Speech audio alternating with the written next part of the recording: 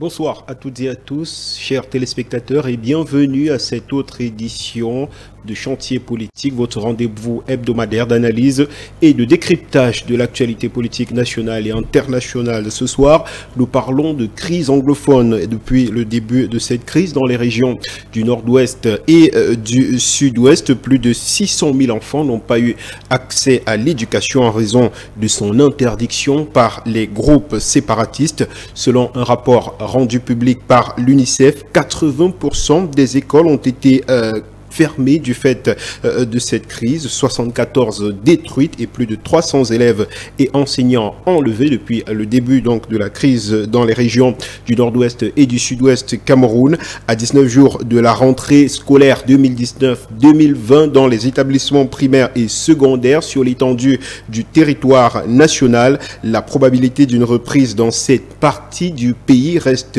infime malgré le lancement de la campagne Back to School par certains activistes anglophones. À l'instar de Mancho Bibixi, les séparatistes durcissent le ton et continuent de menacer les populations.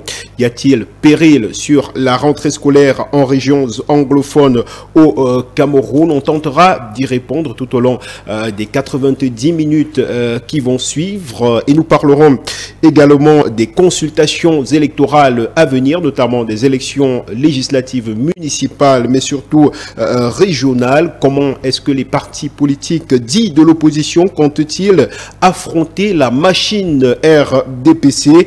On note d'ores et déjà cette menace de boycott du Social Democratic Front qui pourrait sans doute être suivie par d'autres formations politiques de l'opposition. De toutes les manières, nous essaierons de comprendre cette démarche du principal parti politique de l'opposition au Cameroun. Quelques questions en tout cas qui constituent l'ossature de cette émission Chantier Politique, et pour en parler, nous avons convié comme d'habitude des experts venus de tous les bords politiques, mais aussi et surtout de la société civile. Je commence par les accueillir déjà sur ce plateau. Je commence par ma gauche, comme à l'accoutumée, je reçois Omali Zanga.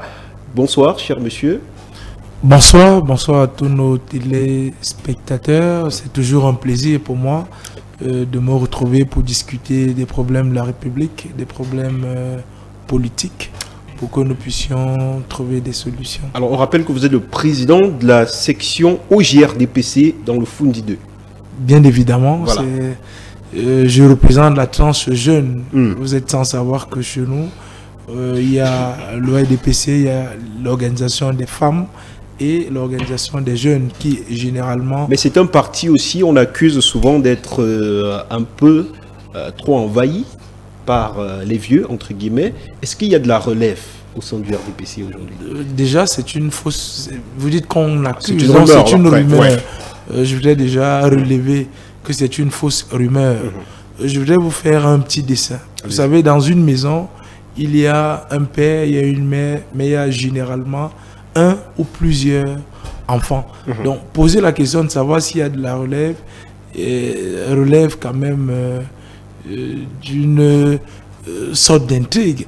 Parce que dans toutes les formations politiques, je pense que les jeunes représentent la tranche d'âge, c'est de 20 à 35 ans, qui font le mouvement politique général au Cameroun. Est-ce qu'ils sont assez représentatifs dans les hautes instances de décision au RDPC, par exemple? Nous avons dans les hautes instances le comité central qui est dirigé par un secrétaire général. Nous avons l'organisation des jeunes. Le secrétaire général qui n'est pas du tout jeune. Le secrétaire général n'a pas besoin d'être jeune, puisque l'organisation des jeunes n'est pas un parti. L'OJ n'est pas un parti. Le parti, c'est l'OJRDPC. Bien sûr, nous sommes d'accord. À côté du RDPC, il y a l'organisation des femmes qui est dirigée par une femme et l'organisation des jeunes qui est dirigée par un jeune. Les textes d'ailleurs disent que on prépare les jeunes à la relève. C'est-à-dire à revenir aux décisions du pays. Merci Omali Zanga pour cette précision. Avec vous comme sujet de mise en bouche, on parle de cette pénétrante est de la ville de Douala. On y met 4 à 5 heures pour parcourir une dizaine de kilomètres. Aujourd'hui, le ministère des Travaux publics a annoncé la construction d'une voie de contournement. Est-ce que, selon vous, cela permettra de décongestionner cet axe routier qui fait beaucoup de mal aux Camerounais quand même? Merci déjà de relever cet aspect, mais on ne peut, une seule pénétrante ne peut pas résoudre le problème de congestionnement qu'il y a au Cameroun. Oui. Il y a l'autoroute Douala-Yaoundé qui est en construction. Nous pensons que d'ici la fin 2020-2021, oui, nous aurons déjà notre autoroute. Mais la route Douala-Yaoundé, vous savez que c'est une vieille route. Il est important que le gouvernement de la République ne se limite pas seulement au contournement. Oui. Parce que lorsqu'on parle de contournement, on va davantage freiner la circulation. Parce que le contournement suppose qu'il y a quelque chose qui bloque. Oui. Donc, je crois que le projet d'autoroute viendra certainement résoudre le problème. Et ça, on l'espère. Hein. On passe surtout un bonjour, un bonsoir très sympathique à toutes ces personnes qui souffrent le martyre pratiquement sur cet axe routier. Je reçois Joseph Niek. Il est avec nous sur ce plateau. Bonsoir, monsieur. Bonsoir. Militant très engagé du PCRN, le parti de Cabral Libye. Oui, un peu comme pour dire qu'il y en a aussi qui sont moins engagés. Je préfère dire militants du PCRN. Merci d'être avec nous ce soir. Avec vous comme sujet de mise en bouche, on parle de la catastrophe ferroviaire des écailles, de l'indemnisation finalement qui crée la polémique au sein de l'opinion. Le don de 100 000 francs à chaque victime ne fait donc pas l'unanimité au sein de l'opinion. D'aucuns estiment que ce don du chef de l'État est une somme tout à fait dérisoire. Oui, mais lorsqu'une gouvernance est bloquée, on ne peut qu'arriver à ce genre de situation. À mon humble avis, quel que soit le bout par lequel vous prenez les problèmes au Cameroun aujourd'hui, vous vous rendez compte que ça coince toujours. Du plus petit au plus grand événement, il y a quelque chose qui ne fonctionne pas. Donc revenir là, entrer dans les détails sur qu'est-ce qui a marché, qu'est-ce qui n'a pas marché. Comprenons que la gouvernance est en panne. Le Cameroun a besoin urgemment de passer à autre chose. Donc moi je pense que globalement, tant qu'on n'a pas intégré qu'il faut que rapidement le Cameroun passe à autre chose, on sera toujours en train de recommencer. On accueille le troisième invité sur ce plateau, révérend pasteur Paul Pondy. Il est avec nous pour la première fois sur ce plateau de chantier politique. Bonsoir, monsieur, et merci d'avoir accepté notre invitation. Merci, bonsoir, monsieur le journaliste. Et je suis content d'être effectivement pour la première fois sur votre plateau.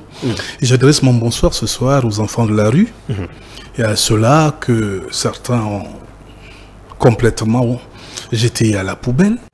Ils pensent que Dieu a créé une catégorie de personnes qui sont complètement vouées à la mort. Ils nourrissent les chiens dans leur domicile plus que les humains.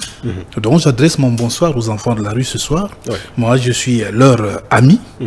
J'aime les voir, partager leur misère, leur rejet.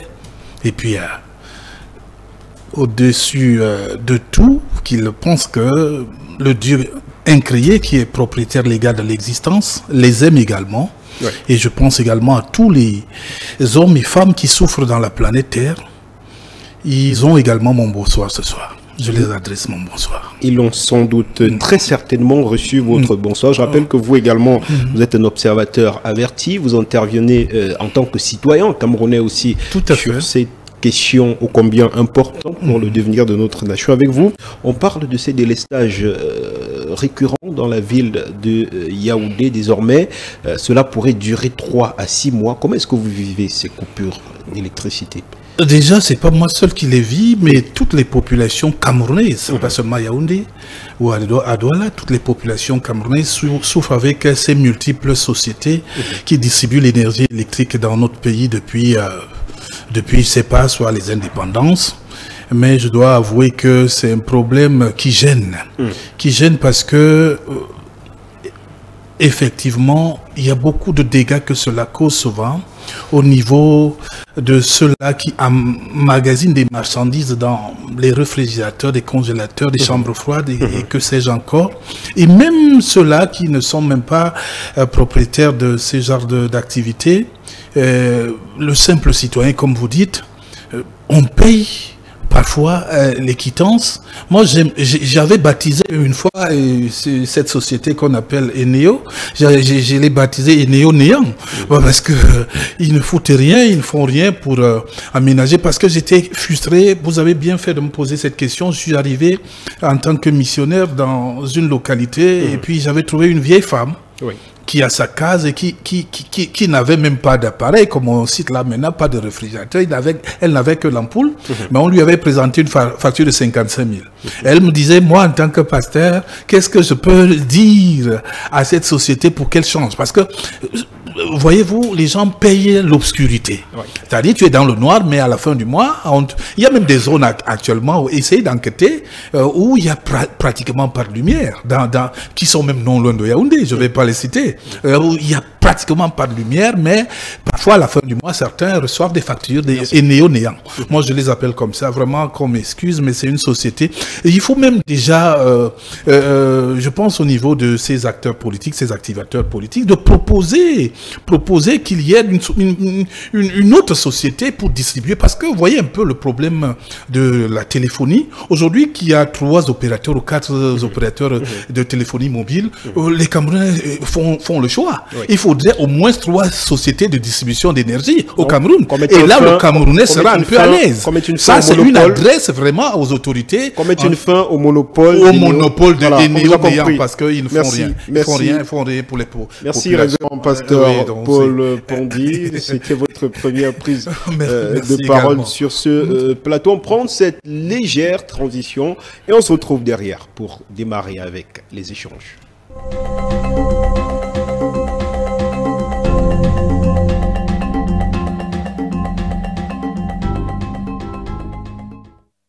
Nous vous le disions en introduction de cette émission, les élections législatives et municipales approchent à grands pas malgré le deuxième renvoi qui a été acté par le Parlement camerounais. Eh bien, ces élections législatives et municipales notamment, devraient se tenir au mois de février de l'année 2020. À cela s'ajoute la grande nouveauté de cette année. Il s'agit bien sûr de l'élection régionale. Comment les partis politiques comptent-ils aborder cette échéance, ce triple scrutin ô combien importante pour la survie de notre démocratie? Je pose la question pour commencer à vous, Joseph Niek. Dans quel état d'esprit au PCRN on entend aborder ce triple scrutin à venir?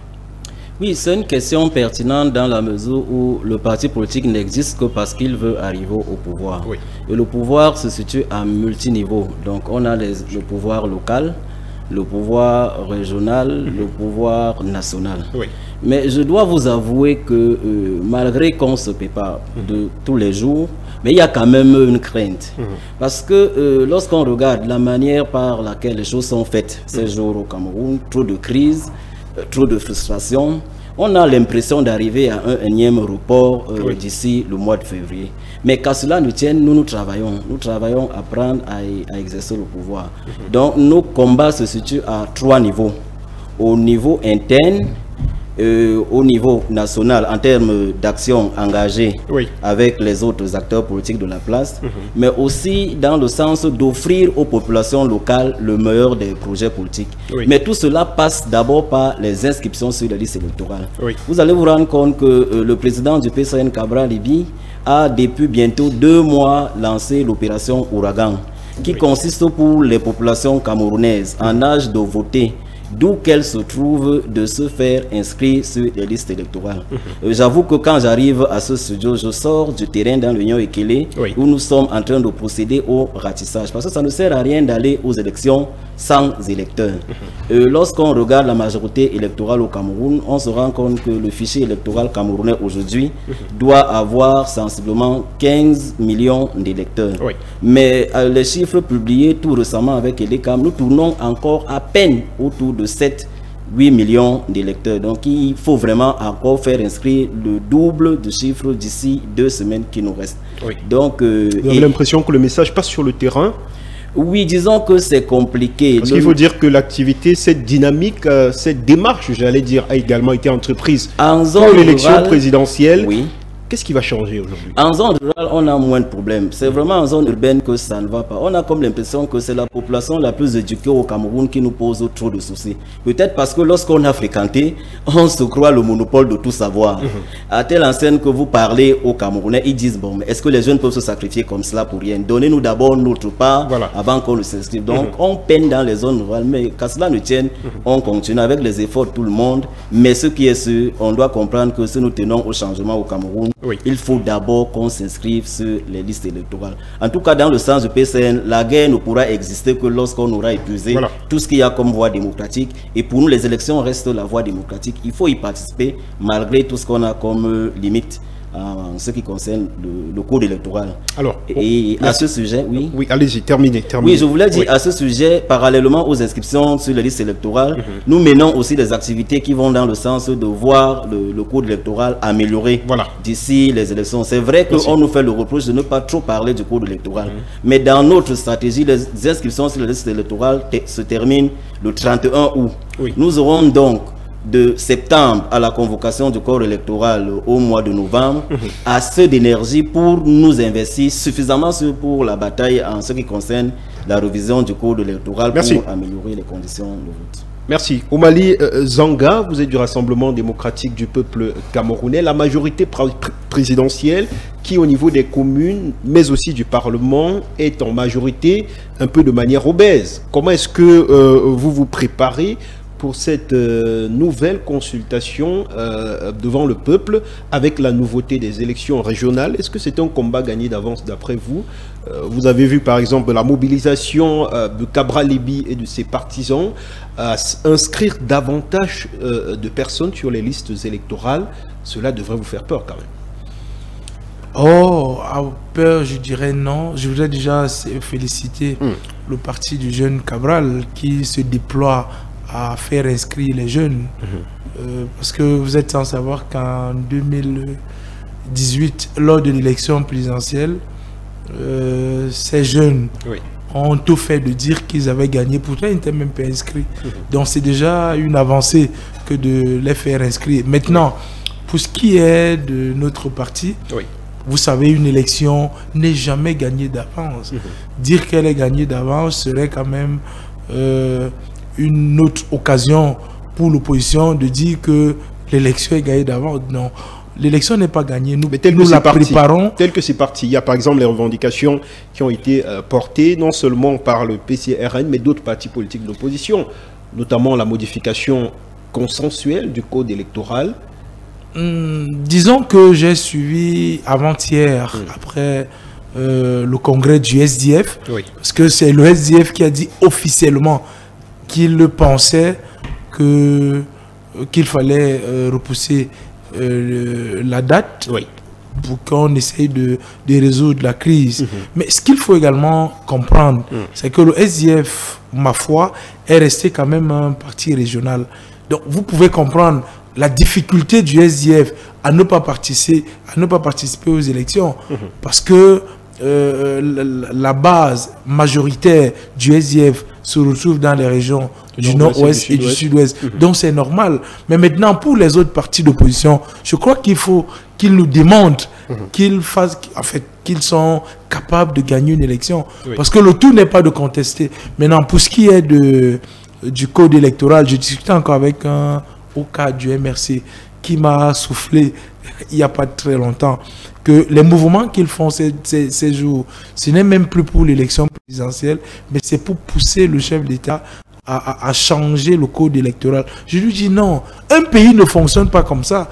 On ne change pas le code électoral parce qu'il y a l'humeur de 2 ou 3 individus. Non. L'ami de Cabral vient de le dire. On peut l'améliorer, mais pas le changer. Parce que ces thèmes sont quand même... il faut qu'on les comprenne. On ne peut pas partir d'un code qui est suffisamment étoffé. Vous avez vu il y a 2 semaines, le Tchad était au Cameroun pour prendre des enseignements. Parce qu'ils estiment que le code camerounais est l'un des meilleurs en Afrique. Merci. On accueille sur ce plateau également Serge Pokam, représentant du Social Democratic Front. Bonsoir monsieur et merci d'être finalement arrivé sur ce plateau. Bonsoir et toutes mes excuses aux millions de téléspectateurs. Ah, bien sûr. Avec vous, on va directement aller à cette déclaration rendue publique à l'issue d'une réunion ordinaire du National Executive Committee du Social Democratic Front et qui menace de boycotter donc la session budgétaire du mois de novembre. Le Parti de la Balance menace également de boycotter les consultations électorales à venir. De quoi s'agit-il plus exactement? Bon, je pense que nous avons toujours fait un constat sur le terrain de ce que nous ne pouvons aller aux élections dans la situation sécuritaire qui prévaut dans notre pays. Oui. Notre frère, notre ami du RDPC a fait savoir que le SDF est un parti régional. Mais je dirais qu'il ne s'agit pas de ça. Comment moi qui suis à Yaoundé, qui suis dans le centre, je vais aller aux élections, sachant que mes camarades qui sont dans le nord-ouest ne peuvent pas y aller. Ceux qui sont dans le sud-ouest ne peuvent pas. C'est de ça dont il est question. Nous pensons qu'il faille instaurer, en fait, trouver des voies et moyens pour qu'il y ait véritablement un dialogue, pour que nous parvenons à la paix. Et c'est lorsqu'il y aura la paix que véritablement nous pouvons dire, nous pouvons aller aux élections. C'est un peu de ça dont il est question. Alors, je viens à vous, révérend Paul Pondy. À l'approche de ces consultations électorales, vous avez un peu observé les tendances dans les différentes formations politiques, que ce soit de l'opposition comme du pouvoir, de la majorité présidentielle. Quelle est votre perception du climat sociopolitique actuel? Est-il propice pour la tenue d'une élection telle que ça se prépare? Oui, merci monsieur le journaliste, mais je veux également poser une question. Qu'est-ce que c'est que la politique d'abord? Il faut répondre à cette question. Ceux-là qui sont des politiciens professionnels sur le terrain, il faudrait qu'ils répondent chacun à son niveau à cette question. À mon entendement, selon ce que j'ai appris, la politique c'est l'art de gérer la cité. Voilà, et ses concitoyens. Tout ce que cela génère. Bon, ceux-là donc qui sont des acteurs politiques, vraiment de haut vol ou bien de moyen, c'est pas là où chacun se situe. Chacun doit prendre en compte son niveau de responsabilité. Qu'est-ce qu'il doit apporter? Parce que gérer la cité, c'est servir, c'est de ça qu'il s'agit. Il faut servir le prochain. Et quand on regarde donc le Cameroun avec plus de 300 partis politiques, vous posez la question, qu'est-ce que nous pouvons constater? Qu'est-ce que nous constatons depuis les années 90? Nous constatons depuis les années 90 à aujourd'hui une certaine dégradation. C'est-à-dire que en 90, il y avait un espoir, comme certains le souhaitaient, le changement à tout prix là, immédiatement. Ils ont même fait tout pour que cela arrive. Mais les principaux concernés, donc qui étaient les leaders, ne se sont pas entendus pour avoir l'esprit nationaliste de ceux-là qui ont... Parce que c'est pas un problème simplement du Camerounais, c'est un problème qui regarde même c'est quoi pour vous l'esprit nationaliste? Puisque là vous parlez du Social Democratic Front. L'esprit de Kwame Nkrumah par exemple. Quelle aurait été la démarche du SDF à cette époque? Je n'aime pas parler d'une singularité, c'est-à-dire nommant chaque parti politique, mais tous se reconnaissent d'avoir échoué.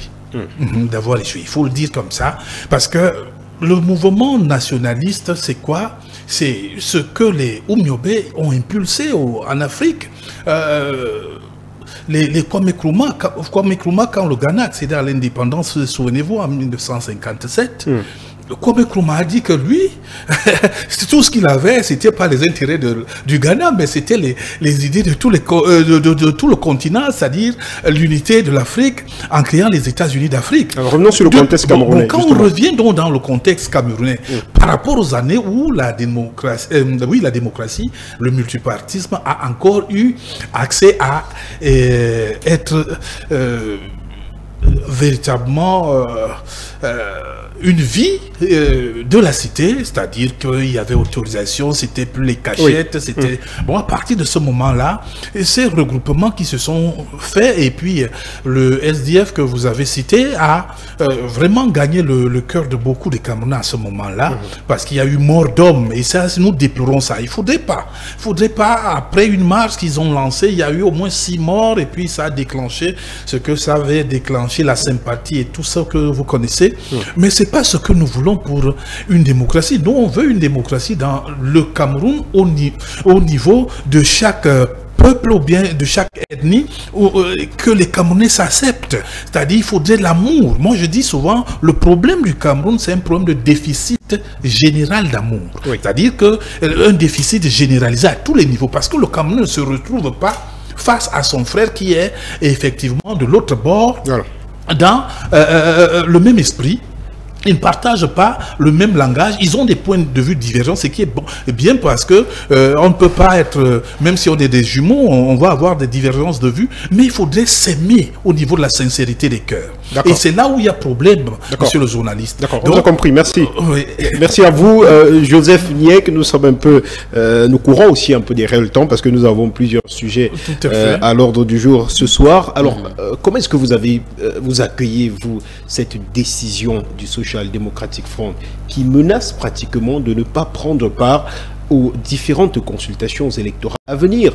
Est-ce que dans le fil conducteur des revendications que vous, du PCRN, portez, notamment la révision du code électoral, il n'y a pas aussi une pensée de suivre également cette démarche du SDF en vue de mettre plus de pression sur le parti au pouvoir pour que, bien évidemment, les jeux soient équitables avant d'aller à cette élection?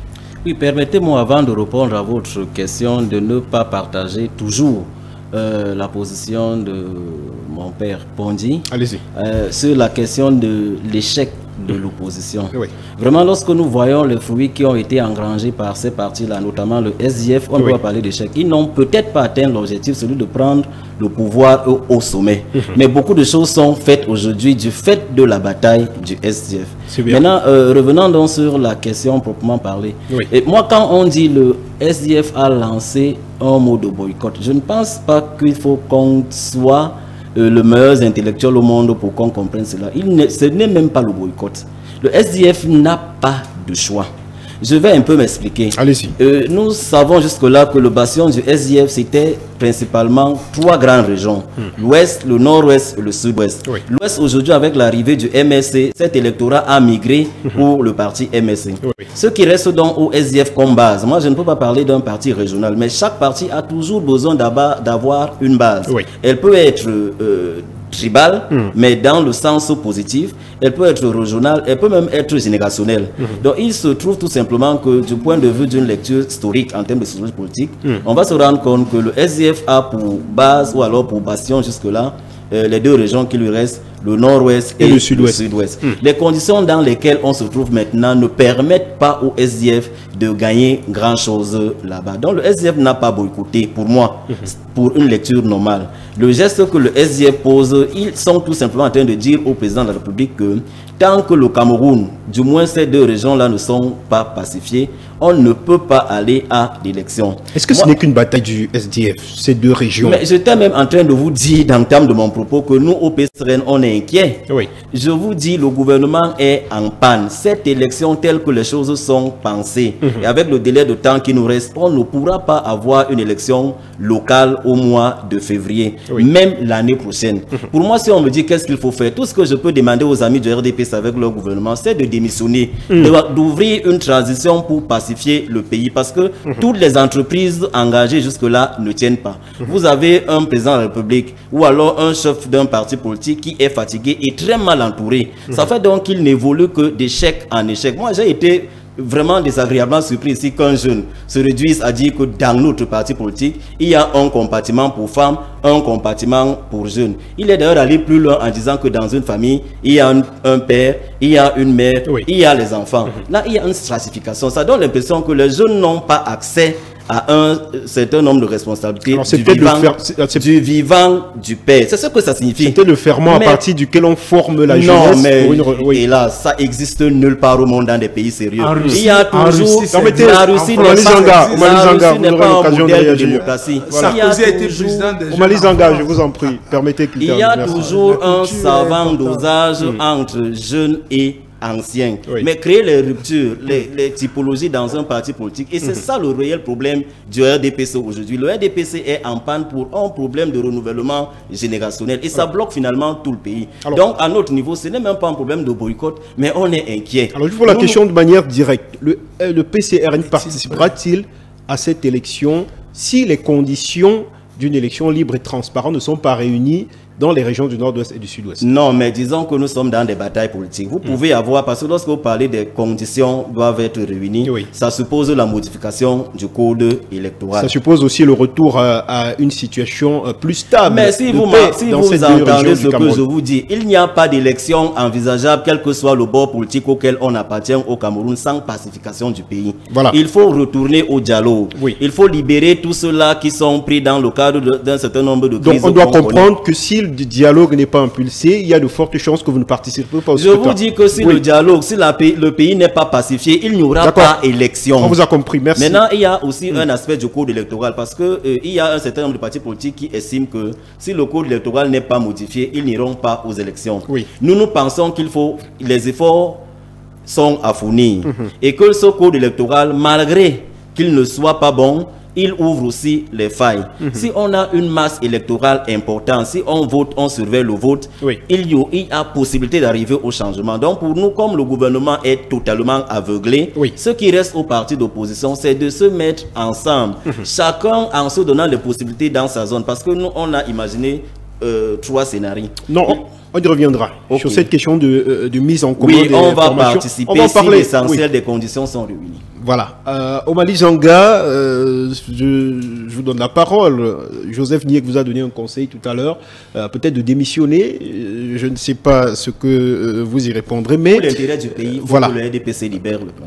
Voilà, mais ma question à moi est celle de savoir si cet acte de Social Democratic Front, cette menace de boycott, ne peut pas mettre un peu plus de pression sur le gouvernement pour accélérer justement la résolution, ou du moins la pacification des régions du nord-ouest et du sud-ouest aujourd'hui.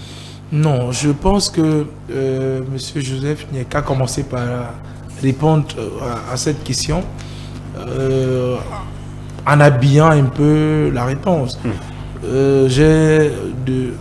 À l'entame de mon propos, dit que le SDF était un parti régional. Il a essayé de modifier un tout petit peu. Non, c'est pas lui qui l'a dit, c'est le responsable du SDF qui l'a dit, c'est Serge Pokam. Non, c'est moi qui ai dit, et Serge Pokam a voulu rectifier pour dire qu'ils ne sont pas régionaux. Mais Joseph a renchéri en disant que c'est leur bastion. De toutes les façons, c'est la même chose. Le SDF est dans son droit. La base du SDF... Tout parti a droit à un bastion quand même, je veux dire une base logique. Vous savez, un parti politique, lorsqu'on le crée, c'est pour aspirer au pouvoir. Or, lorsque vous écoutez un peu nos partis d'opposition au Cameroun, je regrette un peu que M. Joseph dise que notre champion doit démissionner. Vous pouvez comprendre à quel niveau de politique ils se trouvent. Pour eux, c'est le putsch. Parce qu'ils n'ont pas de base militante. Ils n'ont encore qu'il a avoué que les jeunes sont réticents. Les jeunes sont réticents pourquoi? Justement parce qu'ils se retrouvent être dans le RDPC. Parce que la jeunesse du RDPC a déjà démontré que c'est elle. Réticents aux inscriptions sur les listes électorales. Réticents même à adhérer à votre mouvement. Ça, je l'ai pas dit. Lorsque un jeune adhère à votre mouvement, qu'est-ce qu'il va faire? Il va s'inscrire pour exprimer l'adhésion. Or, s'il refuse de s'inscrire, c'est qu'il estime que tout ce que vous faites... Non, mais l'inscription est un devoir citoyen. Je veux dire que le fait de s'inscrire, parce que Cabral Libi demande qu'on s'inscrive, ne veut forcément pas dire qu'on votera pour Cabral Libi. Le débat n'est même pas à ce niveau. Vous avez posé une question. Est-ce que vous êtes prêts? Nous, dans le RDPC, nous sommes prêts. Parce que nous travaillons dessus tous les jours. Alors, nous demandons à nos jeunes de s'inscrire et de participer au vote. Oui. Alors, le SDF est dans son droit. Alors, tout à l'heure, quand je l'ai relevé, ils ont un problème dans le nord-ouest et le sud-ouest. Et on se dit que avant la convocation du corps électoral, le Premier ministre a engagé déjà un dialogue. Mais où en est-on justement avec ce dialogue? Vous savez, après la descente du Premier ministre, chef du gouvernement, dans les deux régions, il n'y a plus un véritable... Vous pensez que pour qu'il y ait un dialogue, il faudrait qu'il y ait des médias? Vous avez entendu parler de la tripartite? Se passe en sourdine alors? Vous avez entendu parler de la tripartite? Bien sûr. Elle se tenait où? Elle se tenait où? Mais je pense que la tripartite, voilà. la tripartite a été rendue publique. La tripartite, à la fin, les résolutions de la tripartite... Oui, mais sa tenue n'a pas été faite en sourdine. C'est ce que je veux dire. Non. Je ne dis pas... En fait, ce que je veux dire, c'est que le dialogue a été amorcé. Lorsque le président va rencontrer X ou Y, on ne va pas venir dire à Humanitarian TV. Donc le dialogue a été amorcé. Le dialogue est en cours. D'accord. Donc nous ne savons pas... En fait, les autres peut-être se disent que parce que ce n'est pas diffusé, alors rien n'est fait. Non. En ce moment, le président est en train de travailler. D'accord. En ce moment, il y a des leaders qu'on rencontre et avec lesquels on discute. De l'opposition aussi, leader politique? Non.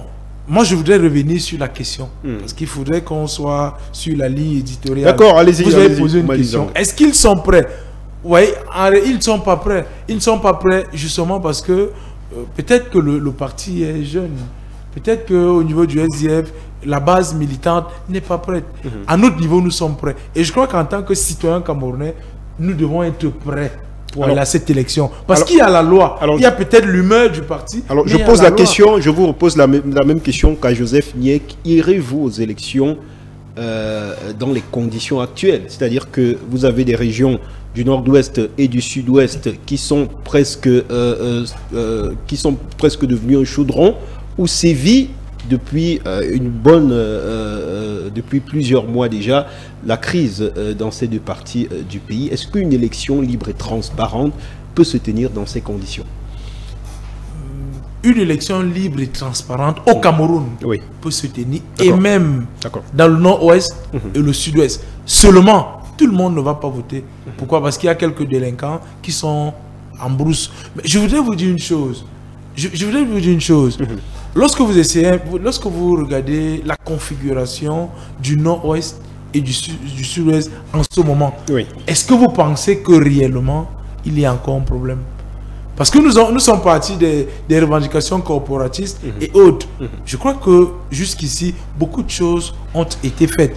Bon, en ce moment, si on prend comme ils appellent ambazonien, ce qu'ils veulent maintenant, c'est la partition du pays. Les problèmes en termes de revendications, de départ, vous savez que tout a été fait. C'est pour ça qu'aujourd'hui, le dialogue devient, je ne dirais pas difficile, mais un peu courroucé. D'accord. Pourquoi? Parce qu'ils sont un peu... Il y a pas tous, je ne dirais pas tous, mais certains parmi eux posent des conditions. L'une des premières conditions, c'est la partition du pays. Merci. La deuxième, on reviendra à vous, Omali Zanga. J'aimerais donner la parole à Serge Pokam.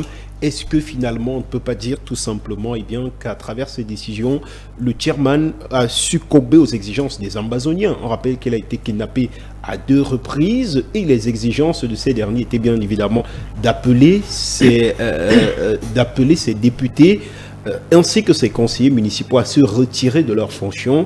C'est en tout cas la menace qu'a brandi le chairman du parti et le parti lui-même. Est-ce qu'on ne peut pas dire tout simplement que John Fundi a cédé à la pression des ambazoniens? Il n'est pas question ici d'avoir cédé ou pas. Il est question du pays, du bien-être des populations. Le chairman a été kidnappé déjà par 2 fois et avec le même sujet, la démission, on comprend en fait les députés et sénateurs du Parlement, on comprend en fait que les ambazoniens sont toujours dans cette mouvance de cession du pays. Mais je pense que plus d'une fois, que ce soit par le chairman ou par d'autres au cadre du parti, toujours monté au créneau, ils ont toujours affirmé leur appartenance ou alors affirmé l'appartenance du Social Democratic Front au Cameroun et indivisible. Alors la question n'est plus au niveau de la partition du pays. Oui. La question est au niveau de la paix qui est... D'aucuns ont dit qu'ils sont mendiants de la paix. Nous attendons voir, nous voulons la paix. Le camarade du RDPC a parlé d'un dialogue qui serait en cours. Qui se tient en sourdine, c'est-à-dire que ce n'est pas médiatisé. Oui. Je pense qu'il ne faut pas qu'on trompe la vigilance des Camerounais. Je pense qu'il ne faut pas qu'on... Nous ne sommes plus à ce moment-là. Le Premier ministre a fait une descente dans les régions anglophones où il a d'ailleurs promis dans un futur proche des actions du gouvernement. Oui. Jusqu'aujourd'hui, rien. Vous attendez encore? Nous attendons encore rien. Le Social-Démocratique Front a plusieurs fois envoyé des correspondances au président de la République décriant la situation sécuritaire dans ces deux régions. Jusqu'aujourd'hui, pas de suite. Le séjour du chef de l'État en Suisse, on nous a laissé entendre qu'il y a une médiation qui se préparait. Une médiation helvétique. Qui se préparait. Jusqu'aujourd'hui, rien. Le chairman s'est proposé pour conduire la médiation. Jusqu'aujourd'hui, rien. Le cardinal émérite Tommy a émis plusieurs propositions et autres dans ce domaine. Jusqu'aujourd'hui, rien. Même les sécessionnistes, du moins les leaders en prison, ont émis ce soin d'aller à un dialogue. Et la plus récente, afin que les enfants puissent reprendre les classes. On va en parler. Jusqu'aujourd'hui, rien. Mais qu'on vienne aujourd'hui nous dire qu'il y aurait un dialogue en sourdine, vraiment, soyons honnêtes, ne trompons pas les Camerounais. Je pense qu'il y a un réel problème. Le SDF, parti régional, je pense que nous allons à une élection, à une élection régionale. Oui. Quelqu'un ne se lèvera pas à Bamenda pour être député, par exemple, à Yaoundé, non. Oui. Il est député dans sa circonscription. Mais est-ce que ce n'est pas une démarche purement politicienne? C'est-à-dire que le fait que vous ayez vos bastions... aux élections présidentielles, cette crise existait déjà. Mais nous sommes allés. Là, c'était une élection nationale. Et vous avez le plus gros échec de l'histoire de votre parti. C'est vrai, c'est vrai, c'est vrai. Le camarade l'a souligné. Le bastion du SDF nord-ouest-sud-ouest avec l'ouest. L'arrivée du MS et autres. Nous avons pris acte de tout cela. Nous avons établi la responsabilité. Nous évoluons aujourd'hui la tête haute. Mais je voulais juste te dire, aujourd'hui, il s'agit d'une élection locale. Une élection locale. Moi qui suis à Yaoundé, je n'irai pas être candidat dans le nord-ouest ou dans le sud-ouest. Non. Mais comment vais-je aller à une élection sachant que mes camarades de ces régions-là ne peuvent pas y aller? C'est de ça dont il est question. On a compris. Les inscriptions sur les listes électorales. Mais s'il vous plaît, il y a un énorme problème. Les jeunes, on dit les jeunes sont au RDPC. Je me demande de quels jeunes il s'agit. Les jeunes ne sont même plus... comment dire, ne veulent même plus exercer leur devoir civique. Quand vous abordez un jeune aujourd'hui pour s'inscrire... Mais il y a le JO-RDPC qui se porte très bien. Omali Zanga est l'un des représentants. Mettons de côté les mascarades. Vous voyez un peu. Vous appelez un jeune à se faire inscrire. Vous faites comprendre. Vraiment, vous vous battez pourquoi?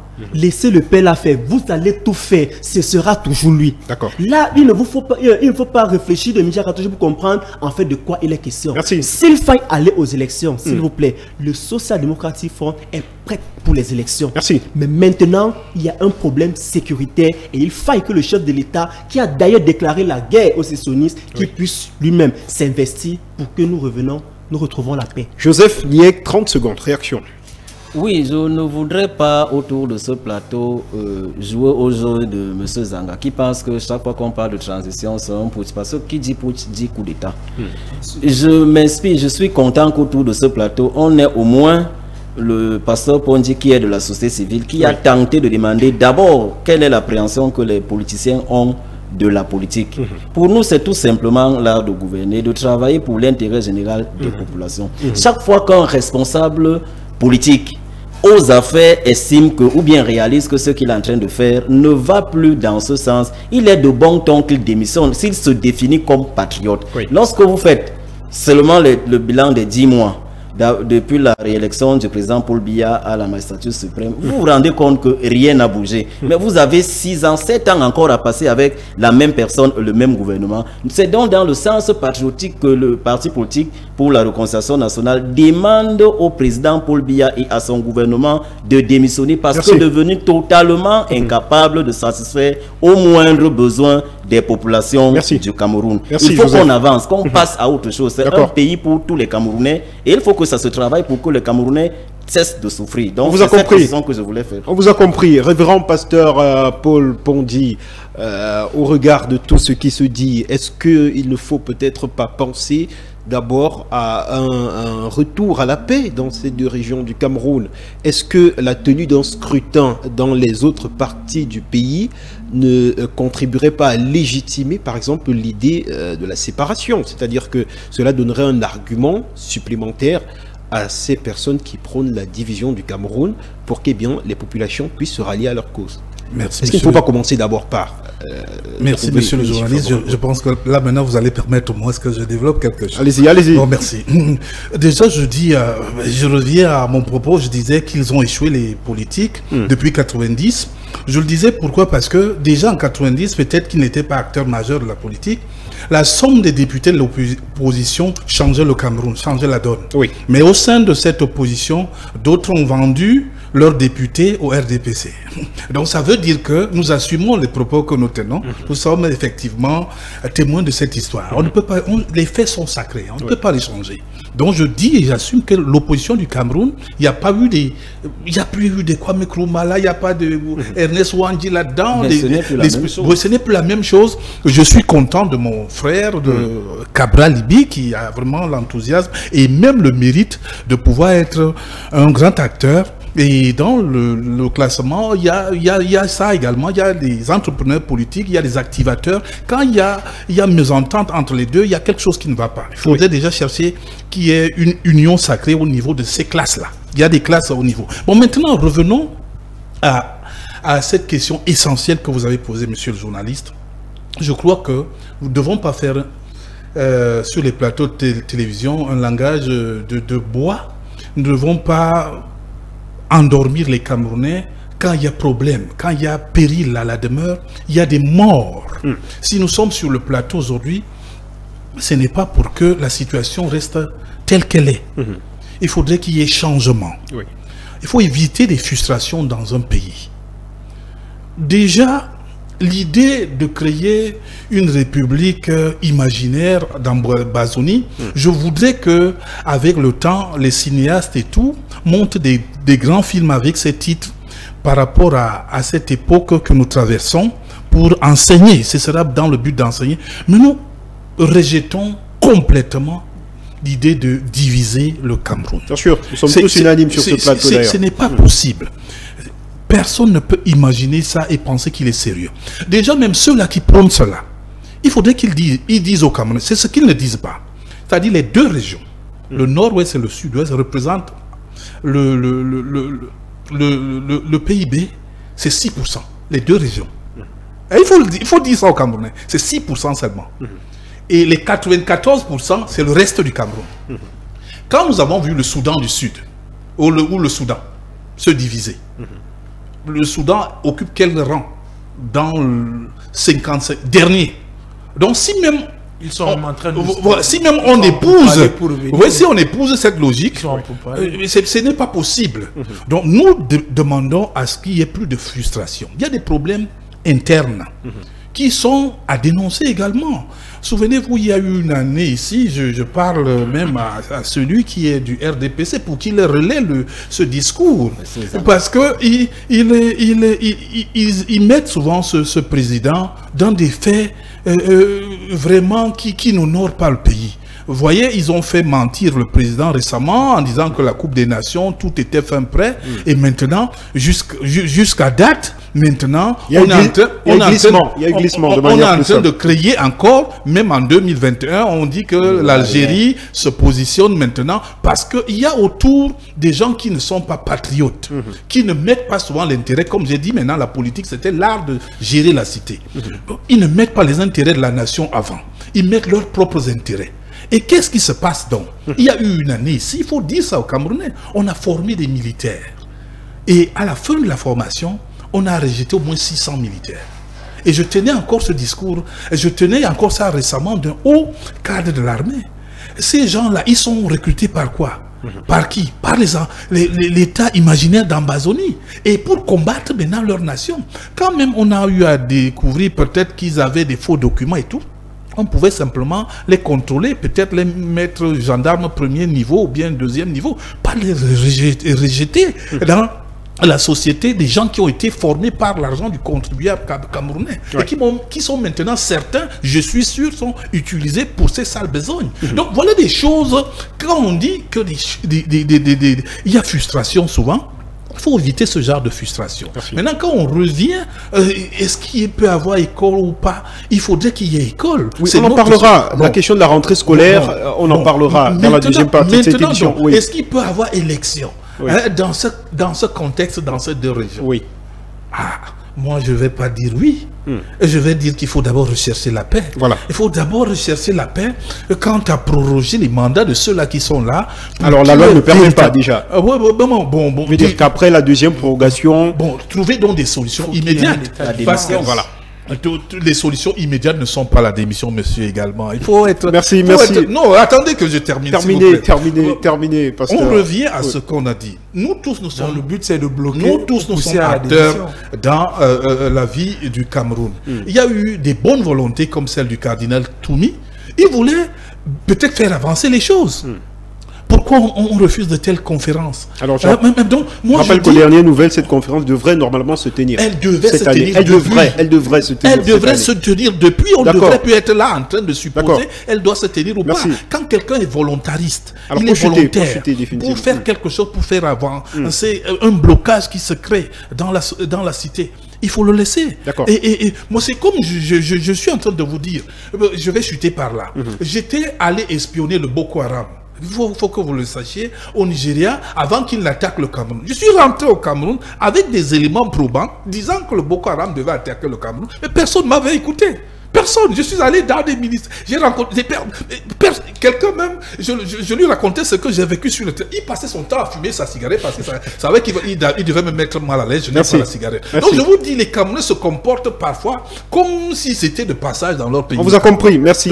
Merci à vous, Joseph Niek. Je reviens à vous pour parler de ces sons dissonants au sein des partis politiques de l'opposition. Après la sortie, je veux dire en dehors de la sortie du Social Democratic Front, il y a également le cas Cabral Liby qui se trouverait aujourd'hui à couteau tiré avec le parti qu'il a investi, notamment Univers, le parti du professeur Prosper Koumvondo. Vous aurez peut-être l'occasion de nous en dire plus. De quoi s'agit-il exactement? Déjà, lorsque vous parlez... Ces sons dissonants. Oui, quand vous parlez de sons dissonants au sein de l'opposition, Cabral Liby, en tant que responsable mouvement 11 millions de citoyens, professeur Koumvondo, en tant que responsable du parti Univers, le problème est faussé à la base. Parce que 11 millions de citoyens n'est pas un parti politique. Oui. C'est un mouvement de la société civile qui travaillait à mobiliser, ou alors qui travaille à mobiliser les populations camerounaises pour s'inscrire sur les listes électorales. Oui. Et aussi à motiver les jeunes, surtout à participer aux élections en tant que candidat. N'étant donc pas un parti politique et comme les échéances étaient annoncées, il fallait quand même un appareil qui va héberger ceux du mouvement qui auront les envies d'aller aux élections. Et on a donc été auprès de plusieurs partis politiques en dehors du RDPC. Le professeur Koumvondo, un grand homme, a donc accepté de signer une convention avec le mouvement 11 millions de citoyens afin d'investir le candidat Cabral. Non, pas le candidat Cabral uniquement. Ceux des candidats issus du mouvement 11 millions qui iront à toutes les élections annoncées pour l'année 2018. Oui. Donc l'élection présidentielle, l'élection législative, en tout cas toutes les élections locales. Oui. Maintenant, vous parlez peut-être de sons dissonants entre Cabral Liby, individu, devenu acteur politique et président d'un nouvel appareil politique, et le professeur Koumvondo, son ami initial dans le cadre de la convention qui nous lie. Oui. C'est vrai aussi que nous apprenons généralement par les médias un certain nombre de propos avancés par le professeur Koumvondo allant dans le sens de la frustration. Donc de ce que nous revient, l'impression qui se dégage, c'est qu'il y a eu rupture de la convention. Ça semble être le son dissonant. Oui. Mais nous avons rassuré le professeur Koumvondo dans un plateau, sur un plateau samedi, autant pour moi, que nous, en tout cas, à ce qui concerne le mouvement 11 millions, oui. Pour nous, la convention court toujours. Oui. Et que nous sommes à l'application des résolutions de la réunion stratégique, la réunion de crise qui s'est tenue entre le parti Univers et le mouvement 11 millions le 3 mars. Alors les partisans de Cabral Libye se feront investir justement par quel parti politique? Le PCRN ou le parti Univers? Lorsque vous dites qu'après il y a beaucoup Cabral Libye, je ne comprends pas. Qu'est-ce que vous mettez dans partisans? Parce que exactement, je ne sais pas où je les situe. Le mouvement Est-ce que ce sont des partisans du PCRN ou alors 11 millions de citoyens héberge à son sein les militants des partis politiques venant de différents horizons. Oui. Le professeur Koumvondo lui-même doit vous dire qu'il est un membre du mouvement 11 millions de citoyens avec carte de membre. Oui. Maintenant, ce que le président du mouvement 11 millions de citoyens Cabral Libye a publié comme communiqué, c'est que les candidats sont libres chacun de se faire investir par le parti politique de son choix, tout en respectant la réglementation en vigueur. En ce qui concerne les lois sur les partis politiques, nul ne peut être contraint à appartenir à un parti politique. Donc ceux des militants de 11 millions qui vont choisir d'être investis, comme c'est le cas déjà pour certains, par le parti Univers, ils le seront. Mais moi qui vous parle, je suis candidat à la candidature au poste de député dans le cadre du PCN en tant que militant d'un parti politique. Donc, on ne saurait me demander de me faire investir par un autre parti politique que le parti politique de mon choix. Voilà. Maintenant, pour que vous compreniez un peu l'essence du problème, si vous l'appelez ainsi, autour du 3 mars, nous avons observé, quand je dis nous, le mouvement 11 millions de citoyens, un ensemble de comportements des militants de Univers qui ne nous rassuraient pas. Nous avons donc demandé à rencontrer le professeur Koumvondo pour une réunion de travail qu'il a vraiment accepté.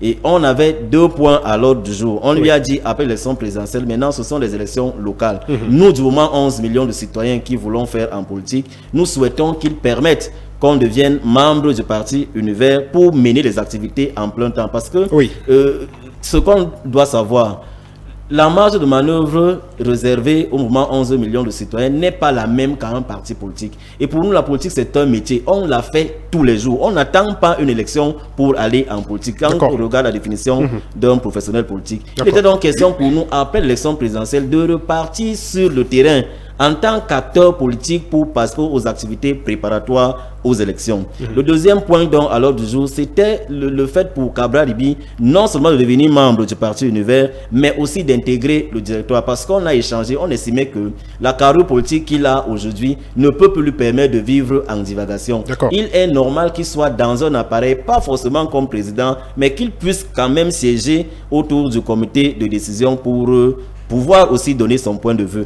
À cette réunion, donc, le professeur Koumvondo a estimé que on ne peut pas pour le moment devenir membre du parti Univers. La résolution principale qui a été prise était de demander à Cabral Libye de créer son appareil politique propre. Et lorsque cet appareil politique sera disponible, on reviendra pour la signature d'une convention tripartite. Parti Univers, le parti de Cabral Libye et le mouvement 11 millions de citoyens. C'est dans ce sens donc que le 8 mars, on a déposé le dossier pour la création du parti, lequel parti n'a pas encore été légalisé. Donc nous, au niveau de 11 millions de citoyens, la convention court toujours, il n'y a pas de problème. Nous sommes en attente de la légalisation du parti. Mais ceux des membres de 11 millions que nous ne pouvons pas attendre sont allés dans d'autres partis politiques, notamment le PCN. Donc pour nous, c'est un fait divers. Il n'y a pas de problème. Merci. Omali Zanga, comment est-ce que vous percevez, moi j'ai perçu des sons dissonants, mais tel que c'est expliqué, il n'y a pas véritablement problème. Pourtant, l'on a eu droit à des attaques par médias interposés pratiquement entre le président Prosper Koumvondo et Cabral Libye. Est-ce que selon vous, il n'y a pas de son dissonant également entre les anciens coéquipiers? Non, le son est dissonant. Et on n'a même pas besoin de le justifier. Sur ce plateau, nous avons discuté une fois avec Émile Bindi, qui est le communicateur du parti Univers. Et il nous a dit exactement le contraire de ce que M. Joseph est en train de nous relater. la rencontre de mars, lorsque la rencontre de mars est amorcée, Monsieur Cabral avait déjà déposé les dossiers. Bon, peut-être pas lui, je ne maîtrise pas les noms des amis de Cabral de 11 millions. Mais un de ses amis très proches avait déjà déposé un dossier qui avait été rejeté avant. Non, le citoyen, je crois que c'était le citoyen. Oui. Il y a un dossier. Moi, je vous laisse parler, je vais rebondir. Ça, c'est avant la convention de mars. Avant la convention de mars, Oui. il y a un dossier qui avait été déposé. Oui. C'est d'ailleurs ce dossier qui fait en sorte que le parti Univers pose la question à Cabral. Mais qu'est-ce qui se passe? Nous avons une convention. Oui. Et Cabral de dit non, c'est pas moi qui est président du citoyen. On dit mais c'est ton proche collaborateur. Oui. Et je crois que c'est à partir de là que la brouille a commencé. Lorsqu'il se retrouve à Mars, Cabral, le professeur Nkoumvondo dit à Cabral que tu m'as demandé à être secrétaire général. Nous sommes en train de travailler. Émile Bindi également doit être communicateur officiel. Pendant qu'ils sont en train de travailler pour faire de Cabral secrétaire général, ses amis de 11 millions estiment que secrétaire général ne va plus à Cabral. Il doit être président du parti Univers. La preuve, il allait rencontrer le président à Tangana pour lui dire, moi je deviens président. Une somme d'argent que je ne voudrais pas relever ici a été proposée. Je crois que c'est à partir de là que le problème entre le professeur Nkoumvondo et Cabral a commencé. Maintenant, le professeur a publié une lettre la semaine dernière. Tout le monde l'a lu. Il y a un malaise. Et il a d'ailleurs dit à Cabral, je te considère comme mon fils. Tu es venu me voir, je t'ai accueilli. D'où sort-il que moi, Nkoumvondo, j'entends partout que tu racontes ceci, tu racontes cela. Et pour moi, en tant que politicien, les amis de Cabral, parce que je ne voudrais pas parler de lui, ont donné un mauvais conseil à Cabral. Parce que Cabral, au niveau du parti Univers, avait déjà pris son envol. Tout ce qu'il a engrangé lors de la campagne présidentielle auront l'impression qu'il n'est pas stable, même mentalement. Parce que lorsqu'on va dans un autre parti, mais on ne traite pas les hommes comme ça. Vous êtes dans le parti Univers, tu voulais être président, tu étais investi. Mais pourquoi? Au jour d'aujourd'hui, il y a les jeunes qui savent que le parti de Cabral, c'est Univers. Cabral va revenir leur dire que non, ce n'est plus Univers, c'est tel. Non. Ce ne sont pas les moutons de Panurge. Peut-être qu'il y a il faut être cohérent. En politique, il y a même une chose. Et je crois que le professeur Nkoumvondo l'a relevé. La fidélité. Ce n'est pas parce qu'il y a... Il faut le dire à votre président. Lui-même n'a pas été fidèle. Il est terminé. Il a modifié le parti. Il est très fidèle. Il a hérité d'un parti qu'il a changé tout de suite. Le président de la République est très fidèle. Nous sommes partis de l'union des populations pour l'union camerounaise des populations. Et le président s'est dit, au regard de tout ce qui se passe, la démocratisation est en marche. Si vous avez suivi l'interview du président, il a dit qu'il voudrait qu'on retienne deux choses de lui: la démocratie et la prospérité. C'est pour ça qu'il a estimé que partir de l'union camerounaise des populations, on revient au rassemblement démocratique. Démocratique. Réaction, 30 secondes. Que c'est lui qui Joseph Niek, 30 secondes pour réagir et on va donner la parole aux deux autres intervenants pour terminer sur cette question. Je comprends pourquoi la jeunesse n'a pas de place au RDPC. Vous voyez quand un responsable de haut niveau du RDPC prend la parole et se fonde sur les on-dit, les histoires totalement décalées. Je ne vous parle pas des on-dit. Alors que moi, je vous parle sur ce plateau, nous avons discuté avec Émile Bindi. Sur ce plateau, ce que vous ne savez pas, c'est que le professeur Nkoumvondo a été là. La lettre du professeur Nkoumvondo est publique. Comment vous parlez des on-dit? Quelqu'un qui dit ce qu'il ressent. Permettez qu'il termine. Allez-y. Je pensais que c'est moi qui avais la parole. Terminez. Lorsque moi j'ai pris la parole, j'ai parlé sur la base des textes et des résolutions. Il y a une convention de Vienne qui règle tout ce qu'on appelle traité, tout ce qui va avec accord et convention. Et c'est sur ce prisme qu'on a basé notre relation. Nous ne sommes pas sur les on-dit où quelqu'un aurait dit X. Non. Tout se passe autour de la convention. Mais là, nous sommes sur les faits. Notamment. Mais les faits font partie de la vie politique. Là, nous revenons sur la lettre publiée par le professeur Nkoumvondo. Vous avez parlé d'une affaire qui se passerait entre 11 millions de citoyens et le parti Univers. Maintenant, on dit que le prof est fâché. qu'il est frustré. C'est une chose, c'est vrai, personne ne peut se l'en cacher, mais parce que vous êtes fâché que ça signifie qu'il y a problème, je ne pense pas. Vous pouvez vous-même vous tromper d'appréciation et en faire un problème qui n'en existe pas. Donc il n'y a pas de problème J'étais selon donc vous. en train de dire, je pense que j'ai expliqué clairement ici. S'il m'avait dit qu'en recevant Bindji ici, Bindji avait dit que la convention à réunion de 3 mars, je suis désolé, quand on parle à la réunion de 3 mars, moi j'ai été présent, mandaté. Oui. Nous étions au nombre de 3 représentant le parti, le mouvement 11 millions et 3 du côté du parti Univers. Oui. Je vous dis qu'il y avait 2 points inscrits à l'ordre du jour. Je parle de ce qui s'est passé. Comme premier point, le fait de faire évoluer la convention qui va permettre officiellement que ceux des militants, des membres de 11 millions qui veulent entrer en politique deviennent membres du parti Univers. Et le deuxième point était de permettre à Cabral Libby d'intégrer le directoire du parti Univers. Comme secrétaire général. Non. Mais je vais vous dire, qu'est-ce qui nous a coûté de créer un parti politique lorsque nous sommes entrés en politique? On a dit qu'il y a 300 partis politiques. Ça ne sert à rien. Vaudrait mieux entrer dans un parti et travailler. J'ai donc dit au terme de cette réunion, le professeur Koumvondo nous a dit qu'il estime que Cabral Libby est un enfant émancipé. On ne peut plus le contenir. Il faut que lui-même crée son parti politique et qu'on revienne donc revisiter l'accord pour qu'elle devienne tripartite. Alors ça, c'est le professeur qui le dit. Le professeur n'a jamais dit ça. Même sur les plateaux, pour ceux des Camerounais, c'est moi qui ai la parole. Allez-y, allez-y, Camerounais qui ont écouté. Il vous reste 15 secondes. Je suis obligé de citer la chaîne FM 94 samedi, j'étais sur le plateau avec le professeur Koumvondo. Ce que je dis là, je l'ai dit et je l'ai pris à témoin. C'est à partir de ce jour qu'il a commencé à dire lui-même que c'était un fait divers. Et il a dit qu'il est fâché après son fils Cabral qui ne le prend pas au téléphone. Merci. Donc il y a peut-être problème, frustration entre père et fils pour les comportements que les deux sauront comment les justifier. Mais je vous dis de point de vue légal, nous sommes en train de respecter scrupuleusement les résolutions de la réunion de 3 mars qui sont subordonnées à la création du parti politique de Cabral et de revenir revisiter la convention. Le reste pour nous, vraiment passons à l'essentiel. Ce n'est que du Congo-Ça, c'est ce que moi j'appelle Congo-Ça, des histoires du Cameroun, mais ça ne suffit pas parce que c'est ce qui plaît au RDPC. Il faut travailler, ne travaille pas, il passe le temps sous la Serge Fokam, votre regard sur ce jeune leader, Cabral Libby, là c'est un problème de personne, comme il a clairement dit, cette brouille. D'après le professeur Koumvondo.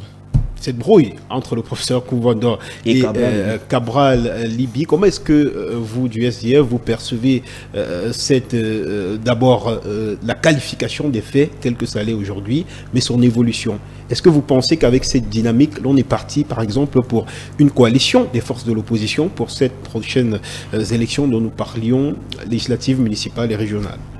Coalition entre qui et qui? Entre les différents partis politiques de l'opposition, pour investir le terrain peut-être. Mais si, d'entrée de jeu, les partis d'opposition sont prêts et ont tout à main pour aller aux élections à venir. Maintenant, revenant à la situation qui prévaut au sein du moins entre le professeur Koumvondo et le jeune Cabral, je pense que pendant la campagne présidentielle, la jeunesse a vu en Cabral un bon parleur, a vu en lui du moins quelqu'un qui pouvait dire quelque chose et on comprend. Et la jeunesse s'est rabattue sur lui. Et la jeunesse l'a adoubé en quelque sorte. Non, puisqu'il était 3e à une élection présidentielle, c'est à féliciter pour dire la jeunesse l'a soutenu. Mais au regard de ce qui se passe aujourd'hui, on peut se demander est-ce que Cabral n'a pas rouler la jeunesse dans la farine. Parce que avant les élections, le mouvement 11 millions a fait un travail remarquable avec l'inscription. Ça, il ne faudrait pas, on ne peut pas battre cela en brèche. Mais si, ils ont fait un travail très remarquable. Et l'obstention, ou alors le fait, la convention entre Cabral et le mouvement 11 millions, et je pense, le représentant du RDPC l'a encore souligné, avant la sortie de 11 millions, ou alors d'un représentant 11 millions en mars, il y avait déjà des remue-ménages qui laissaient entendre une séparation. Un univers brouillé. Merci. Et je pense que le professeur Koumvondo avait fait une sortie où il déclarait s'être entretenu avec Cabral et en fait il avait traité ça de fake news. Grande a été la surprise de plusieurs de savoir que le divorce en fait est là. Le divorce est... Tous nous pouvons voir la chose. Ceci déjà avec le dépôt au niveau du MINA d'un nouveau parti. Et plus deux tard, partis. Merci. Et plus tard, un autre. Et la lettre du professeur Koumvondo, nous l'avons lue. C'est vrai que le jeune Cabral a laissé entendre à ses partisans et à tous ceux qui veulent l'entendre, le mouvement 11 millions n'est pas un parti politique. Et il y a une convention qui lie le mouvement 11 millions au parti Univers, qui allait d'élections présidentielles aux élections à venir, législatives, municipales et les élections de 2018. Bref, toutes ces élections-là. Mais maintenant, avec la création d'un nouveau parti, est-ce que ça ne met pas, entre guillemets, ou alors est-ce que ça ne rompt pas les accords, les accords parce que le parti Univers devait investir les candidats de 11 millions aux élections législatives et municipales. Toutes les élections de 2018. Bon, pourquoi créer un autre parti? Bon, maintenant, quand vous allez quand vous lisez un peu la situation et vous vous rendez compte qu'un parti est créé. Ou en cours de création. Bon, et en cours de création. Et en cours de création. Mais ils évoluent déjà comme un parti. Non. Le parti est en cours de création, mais en attendant, Cabral Libye est devenu a pris la tête d'un autre parti politique. Voilà. Merci. Est aujourd'hui président. En fait, Cabral est aujourd'hui président de ce parti. De notre parti politique, qui est PCRN. PCRN. Il n'est plus en gestation. Il n'est plus en gestation, c'est un existe parti qui existe. Voilà. Allez-y. D'accord. Maintenant, quand vous voyez en fait ce projet, ce parti qui est à venir, les déclarations de Cabral qui dit 11 millions est un mouvement et pas un parti. Alors chacun est libre, disant à ces sujets, chacun est libre, de se faire investir par n'importe quel parti. Mais sauf qu'il faut mettre le bémol. Merci. Quand il déclare la chose ainsi, il est clair que directement il y aura une cassure. D'accord. Que ce soit la convention entre les deux, que ce soit au sein de 11 millions même. Parce qu'on a ouvert la brèche, chacun est libre d'aller où il veut. En fait, les candidats seront emportés à la doctrine qui va le plus scier à ce qu'ils attendent. Et les propos du professeur Koumvondo dans la lettre qu'il a envoyée, qu'il a fait paraître, il est fâché de Cabral. Il a demandé maintes fois à voir Cabral. Cabral a refusé, il a appelé, Cabral n'a pas pris. Il appelle, Cabral ne prend pas. Mais vous comprenez qu'il y a un agenda caché derrière. Bien sûr. D'accord. Ça, on n'a pas besoin. Je voudrais même, avec votre permission, relever même un détail. C'est qu'à un moment donné, lorsque le professeur, lorsque Cabral ne le prenait plus, il a voulu comprendre ce que c'est que 11 millions. Et s'est rendu compte que le mouvement 11 millions n'était même pas légalisé. Donc Cabral est arrivé comme ça et il s'est fait embarquer dans une histoire. Merci. Alors, révérend, si vous permettez, je n'avais pas vous terminez, vous chutez vraiment. C'est juste pour dire, la jeunesse aspire. Nous aspirons à une nation où la jeunesse est hissée au sommet, en fait, en avant-plan dans les négociations et autres. La jeunesse a le potentiel, la jeunesse a tout ce qui va avec. Mais nous pensons également que la jeunesse doit être responsable. La jeunesse doit pouvoir assumer ses engagements.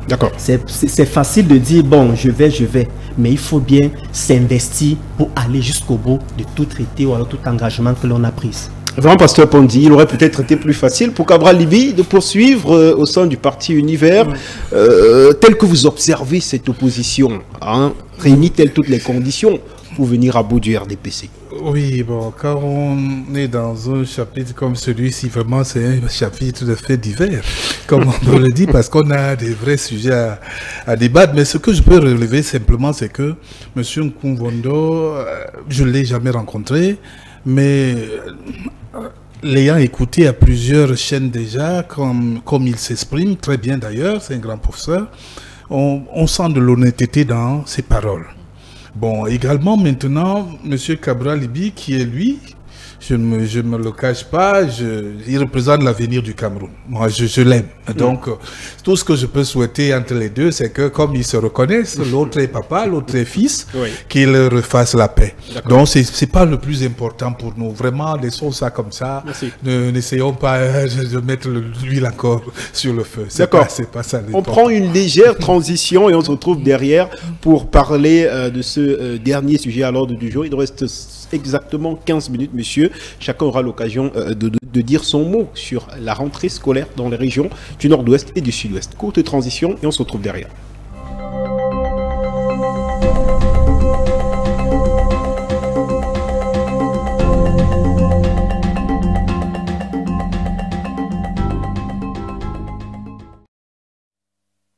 À quelques jours de la rentrée scolaire dans les établissements primaires et secondaires sur toute l'étendue du territoire national, des doutes persistent quant au retour effectif des classes pour ce qui est des régions anglophones du Cameroun depuis le lancement de la campagne Back to School par certains activistes anglophones, à l'instar de Mancho Bibixi. Les séparatistes sur le terrain durcissent le ton et continuent de menacer les populations. Les autorités administratives et autres élites multiplient les descentes sur le terrain, ce qui est d'ailleurs très loin de rassurer les populations. Je commence par vous, révérend pasteur Pondy.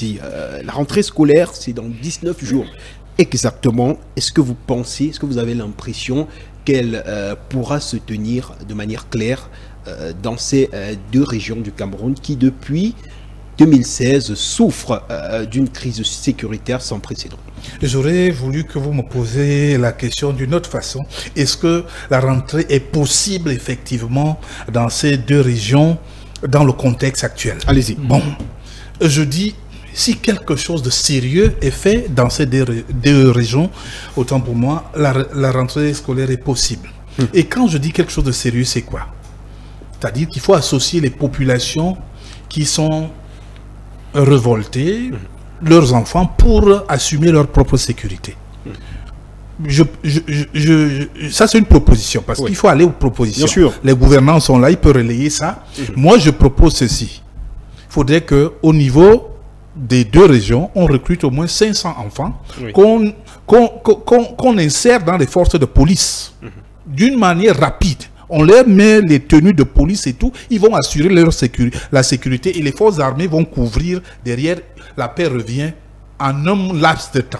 Je vous dis, personne des soi-disant ambazoniens viendra tuer son propre frère en tenue de police dans l'harmonie que le gouvernement présente. Vous en êtes sûr? Parce que je suis sûr et certain. On a parfois vu même les populations anglophones être attaquées par ces mêmes ambazoniens. Ils tuent des forces de sécurité, des policiers et tout, ceux qui viennent d'ailleurs. Mais si on prend leurs enfants, qui étaient des mercenaires même, entre guillemets, qui sont des rebelles, qui revendiquent autant de choses, dans la frustration, on les insère maintenant dans les forces de police, d'une certaine façon, pour sécuriser leur région. La paix revient dans ces régions. Ça, c'est une position, je suis certain, avec la grâce de Dieu, vraiment la paix reviendra dans ces régions. Alors, quelle appréciation faites-vous de la démarche gouvernementale pour que la paix puisse revenir dans cette région? La démarche gouvernementale n'est pas mauvaise, elle est bonne. Mais je dis, on parle de promptitude. Ce qu'on doit faire directement là maintenant, c'est de recruter les enfants de ces deux régions pour assurer leur propre sécurité. Maintenant, la méthode gouvernementale, vous savez, elle prend tout son temps parce qu'il y a des choses à revoir, effectivement. Depuis 61, quand les frustrations sont dans la marche d'une nation, il faut revoir les clauses de base. Et c'est très important de revoir ces clauses pour ramener véritablement la paix au niveau de chaque compréhension, parce que les compréhensions sont souvent divergentes. Ou divergentes autant pour moi. Il faudrait que chaque acteur se sente concerné d'appartenir à cette nation, le Cameroun, et de jouir véritablement de tout ce que les pères. Vous savez, les John Goufoncha, ils ont fait un travail formidable. Mais aujourd'hui, 3 générations après, pourquoi les frustrations sont nées? Il faut se poser ces questions. Et répondre donc effectivement à ce questionnement. Dès qu'on répond, on essaie de baliser comme ça, et puis la paix revient. C'est faisable. Serge Pokam, comment comprendre aujourd'hui cette divergence d'opinion au sein même du mouvement séparatiste? On a les leaders ambazoniens qui se trouvent aujourd'hui du côté de la prison centrale de Nkondengui qui appellent leurs compatriotes à un peu plus de retenue pour que la rentrée puisse être effective sur le terrain. Mais sur ce terrain, effectivement, vous avez des forces armées qui semblent ne plus entendre la voix, ou du moins les voix de leurs leaders. Comment est-ce qu'on peut comprendre aujourd'hui cette double démarche, j'allais dire, au sein du groupe séparatiste? Bon, disons déjà que les mouvements séparatistes naissent déjà de plusieurs frustrations. Oui. Et des revendications, crise de la faim et autres, mal gérées par le système en place, qui a dégénéré et est ce que nous voyons aujourd'hui. Nous avons toujours appelé le chef de l'État, ce que beaucoup ignorent, et même du RDPC, ce qui n'est pas monsieur Biapol n'est pas le président du RDPC, ou alors n'est pas seulement le président du RDPC, il est le président de la République du Cameroun. Oui. Ça voudrait dire que c'est un problème qui nous concerne, qui nous concerne tous. D'où la nécessité pour lui de personnellement s'investir. À l'entame de cette crise, le chairman Ni John Fundi a plusieurs fois écrit au président de la République, lui demandant de faire une descente sur le terrain pour écouter ses enfants, pour écouter la population. Il suffisait juste de sa présence, d'une séance de travail, et leur dit: je vous ai écouté, les choses se calmaient. Ils font des revendications qui certes ne peuvent pas trouver solution là. Mais il faut au moins qu'ils soient écoutés, il faut au moins que ces revendications-là soient prises en considération. Le chef de l'État a mandaté plusieurs émissaires. Il y a eu le premier ministre chef du gouvernement. Permettez-moi de pour vous la dire, dernière, le chef de l'État mandaté personnellement par le président de la République pour porter l'offre de dialogue. Le chef de l'État est d'abord mal accompagné. Oui. Parce que ces émissaires que vous dites que le président aurait envoyés dans ces régions, nous connaissons tous les rapports qui sont sortis. Il y a des ministres qui ont dit qu'il n'y a pas de problème dans le nord ou sud-ouest. Il y a des ministres qui ont fait des sorties disant la situation est maîtrisée. Mais chaque fois qu'il y avait une sortie, on comptait les morts. Pour dire, le problème n'est pas, c'est plus un problème d'émissaire. Le chef de l'État personnellement doit s'investir. Nous avons vu l'ancien premier ministre descendre et dire non, il n'y a pas de problème, on va. Mais quelques temps après, à la veille des élections, demander que son bureau de vote soit transféré à Yaoundé. D'où lui-même il comprenait le problème réel qui se vit sur le terrain. Je pense donc que le Premier ministre a fait un pas déjà avec la descente. C'est une chose loi, mais nous attendons en fait que les actes concrets suivent, ce qui n'a pas été fait. Les leaders séparatistes en Nkondengui aujourd'hui ont appelé au dialogue. Ceux-ci ont appelé au dialogue et ont appelé les leurs à temporiser afin que les enfants aient à l'école. Nous avons pensé que le système en place devait se saisir de l'occasion pour véritablement procéder, entamer véritablement le dialogue. Mais jusqu'ici, rien. Même s'il y a un dialogue en sourdine, comme certains ont dit, nous pensons que c'est le chef de l'État. Nous devons être informés de la démarche et de ce qui est fait. Nous sommes à près de 3 semaines de la rentrée des classes. 19 jours exactement. 19 jours. Est-ce possible? Nous disons oui, c'est possible. Mais si et seulement si le système en place émet de la volonté. Qu'on rappelle dans les casernes les militaires. Qu'on rappelle le BI. Donc démilitariser la zone. Oui. Et qu'on envoie sur le terrain la police, la gendarmerie pour assurer la sécurité. Qu'on libère les leaders sécessionnistes et qu'on appelle tout le monde au dialogue. Qu'on s'assied autour d'une table.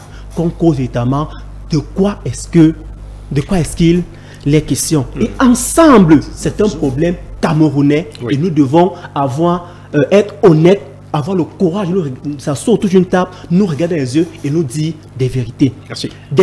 Il y a eu des conventions du temps de Foncha, comme l'a dit le pasteur. Mais aujourd'hui, qu'est-ce qui pose problème? Si on fait un tour en arrière, on va se rendre compte que les choses ne sont pas respectées. Il y a une marginalisation des anglophones. Ils se sentent marginalisés. Merci. On ne peut pas leur enlever. D'où il faille qu'on s'asseye et qu'on se dise, nous sommes frères. Nous sommes tous Camerounais. Alors, que faut-il faire pour que nos enfants aient à l'école? Chef, sous-préfet, bref, autorité traditionnelle, autorité locale, nous allons trouver une solution et les enfants iront à l'école. Joseph Niek, la campagne Back to School a été impulsée, mais les sécessionnistes continuent de durcir le ton, voire même de menacer quiconque enverrait sa progéniture dans les salles de classe. Est-ce que selon vous aujourd'hui l'ambiance est rassurante pour les parents qui sont dans cette partie du Cameroun? Peut-être je semble avoir le temps dur. Mais je vous dis, n'attendez plus rien du gouvernement du RDPC. Il y a un problème de manque de volonté permanente. Oui. Ne pensez pas que c'est à vous de faire le bon diagnostic. Ils ont les émissaires. Ils savent tout ce qu'il faut pour qu'on retourne à la normale. Mais ils font tout sauf cela. Moi, je comprends qu'on est un homme de Dieu sur la table, mais qui lui-même n'observe pas vraiment la profondeur divine. C'est un citoyen. Quand vous avez affaire à un problème, remettez-vous d'abord à votre Seigneur. Dites-lui que voici le problème, donnez-nous la solution la plus indiquée. Il commence bien ses propos, en donnant l'impression que la solution c'est Dieu, mais tout de suite, il se dérobe de la position de Dieu pour commencer à imposer les solutions. Mais dites-moi, de manière sérieuse, comment en 19 jours vous allez former les policiers qui vont encadrer les gens? Comment en 19 jours vous allez démilitariser? Lui, il a fait beaucoup de voyages. Il sait combien de temps ce processus demande. Comment vous allez travailler avec les gens qui ne sont pas patriotes pour accepter de céder le pas? Lui m'a parlé de la conférence du cardinal Toumi, qui est renvoyé depuis. Toutes les actions qui doivent être menées pour la pacification du pays sont malheureusement bloquées par le régime. Moi, je vous dis, si ceux qui nous gouvernent sont patriotes, tout ce qu'ils doivent comprendre, c'est qu'ils n'ont pas aimé ce pays. Ils doivent libérer. Mais il y aura la rentrée. Il y a toujours une rentrée forcée au Cameroun. Vous voyez le Premier ministre quand il part en situation de guerre avec gilet pare-balles. Bon, mais équipez donc tous les enfants avec ces gilets pare-balles qui coûtent. Équipez, faites tout cela. Ce n'est pas possible. Moi, je vous dis, je ne fais que le vous dire. En tout cas, nous, au PSRN, nous pensons que pour un Cameroun meilleur, il faut une transition immédiate. Cette transition ne doit pas être comprise dans le sens d'un coup d'État parce que le Cameroun est bloqué à tous les niveaux. Il faut un nouveau système managérial. Je vous ai dit, l'âge ne me pose pas problème. Mais quand vous avez atteint un certain âge, vous gagnez en sagesse. Les mots tels que le président a été trompé, il a eu les faux rapports. Non, on comprend qu'il n'a plus d'énergie. D'ailleurs, même quand il avait de l'énergie, on le voyait difficilement sur le terrain. Maintenant, son entourage qui est tous les jours sur le terrain ne fait que ramener les rapports biaisés. Rien de vérité. Il faut donc un nouveau souffle, un nouveau managérial qui va impulser les choses pour que ça aille vite. Donc, pour nous, au PSRN, les problèmes du Cameroun sont d'abord d'ordre général et ont les solutions générales. Il faut passer à autre chose. Vraiment, ne perdons pas en temps. Aménageons au président de la République, Paul Biya, pour le travail qu'il a fait, toutes les conditions honorables pour une bonne retraite. Mais ne bloquons pas le Cameroun. Sur la rentrée scolaire, puisque c'est mais je vous dis qu'il n'y aura pas de rentrée scolaire sereine. Ce n'est pas matériellement possible, quel que soit le prisme par lequel vous parlez. Je suis expert de la gestion des conflits. Pour le conflit, à l'heure actuelle, où on est, puisqu'il y a même les bandits qui sont entrés là-bas. Donc vous avez les gangs qui se sont formés, qui les maîtrisent. La pacification va demander au moins, pour les gens qui font sérieux, au moins 1 an, avec toutes les actions, telles qu'il dit, libération de tous ceux-là qui sont emprisonnés. Il faut passer à autre chose. Il y a une catégorie de Camerounais qui ne pensent plus au Cameroun, qui sont les ambassadeurs. Vraiment, avec cela, il n'y a rien à négocier. Mais bon nombre parmi eux, ils ont parlé là, ils ont souhaité la session, mais ce n'est pas leur fond. Ils ont l'impression qu'ils sont marginalisés. Il faut dialoguer avec eux, leur dire ce qui est possible dans l'immédiat. Mais on a les gouvernants qui ne comprennent pas les Camerounais. Vraiment, passons à autre chose, à la vitesse la plus immédiate dans le patrimoine. On vous a compris, Joseph Niek, pasteur, une réaction. 30 secondes exactement. Il nous reste 3 minutes, le reste des 2:30 seront pour... Effectivement, Dieu prône la tolérance. C'est pour ça que nous sommes sur les plateaux, pour ramener les Camerounais à l'essentiel, à ce qui est important. Selon mon point de vue, par exemple, je vais vous dire quelque chose. Devant Dieu, je consultais Dieu.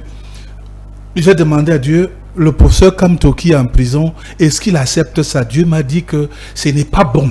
C'est pas important pour le Cameroun. Non, mais je le dis, je suis en train de dire sur un plateau. C'est une perte de temps. C'est-à-dire que quand Dieu de nous donner la solution, quand un acteur, non, écoutez, vous avez parlé, je vous ai écouté. Non, vous avez parlé, je vous ai écouté.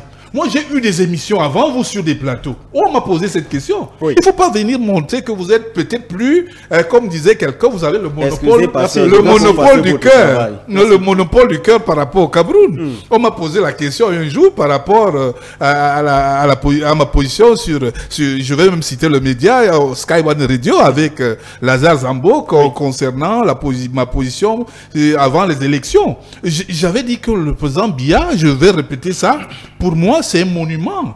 Mais il peut également maintenant, de mon point de vue à moi, il doit servir le Cameroun son point de vue après. Autrement. Oui. Bon, mais s'il a ses partisans, moi je ne suis pas partisan dans le parti. Pasteur, si c'est pas, plaît, il doit ou il peut. Je vous en prie. Non, mais écoutez, permettez qu'il termine. Je dis que le professeur Kamto, par exemple, n'a pas sa place en prison. D'accord. Ça a une perte de temps pour le Cameroun. D'accord. Quel que soit, on peut répondre de ces actes qu'il a posés, les fausses marches, les N'Djamène, mon copaléliste à Afrique Média, nous sommes sur les plateaux tout le temps. Je lui adresse même mon bonjour depuis sa prison là-bas. Donc je ne vois pas comment ces acteurs doivent être en prison. C'est pour dégrader le Cameroun. Merci. Et nous sommes là pour que le Cameroun grandisse, qu'il soit valorisé plus encore. Merci. Et je le dis devant le représentant du RDPC qui transmet mes propos, effectivement, qu'on libère ces gens et puis qu'on avance. On vous a compris. Omali Zanga, je viens à vous. Comment est-ce qu'on en sort